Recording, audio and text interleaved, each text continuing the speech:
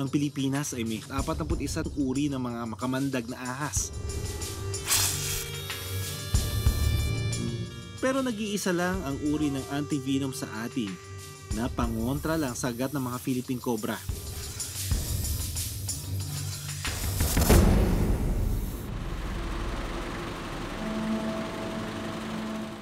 Isang natutulog na dalaga ang nakagat daw ng cobra sa mukha. Ito po anak ko si Arjane, wala po siyang maalala nung nangyari sa kanya yung pagkakatuka ng ahas sa kanya. Tuklaw nga po siya sa mukha. Ngayon, yun nga, nahimatay na po siya. Napakahirap po sa akin yun. Hindi ko alam kung ano gagawin ko.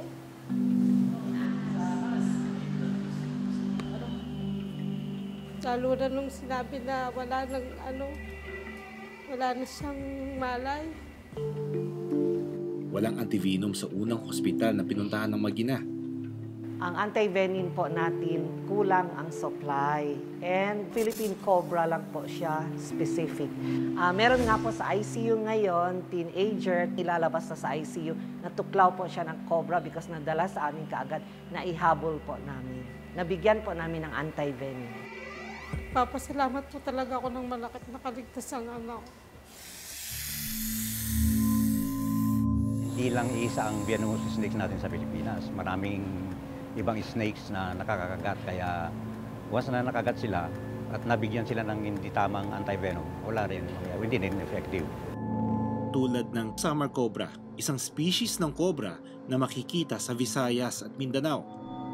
Sa loob lang ng 30 minuto, maaari kang maparelisa at mamatay sa kamandag kung matuklaw ka nito.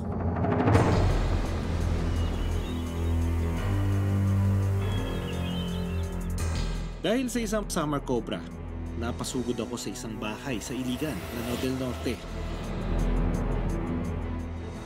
Meron daw isang cobra ang natagpuan doon sa loob ng bahay niya. At kapag nakuha niya, papatayin na nila. So gusto sana nating makuha to, mapuntahan para makuha natin ang buhay kung sakali.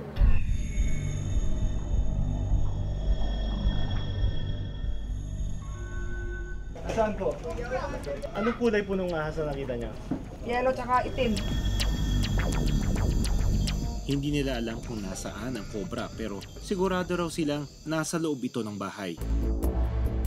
Naka-shades tayo kasi pwede kasi mag-spit itong cobra na ito at mapunta sa mata natin.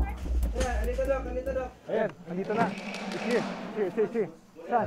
Nasaan? Nasa boots. Nasa boots? Okay. Ano mo nakita? Pag ganyan ko, So tama, nandito tayo sa mga plastic. Okay.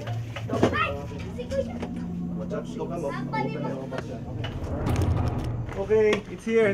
So sinuwerte tayo, nakita natin yung snake, no? Hindi natin alam kung gaano kalaki or kung gaano katapang ito. But one thing's for sure, nininervous na ito. And sometimes out of fear, pwede siyang mag-attack or mag-spit sa atin.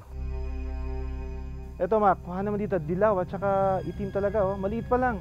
Ayan siya sa loob. So ito, naka-coil up siya doon sa loob ng sapatos.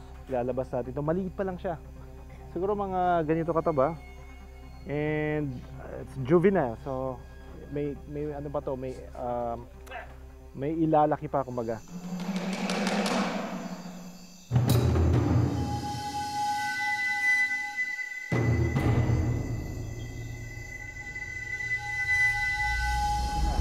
Yep.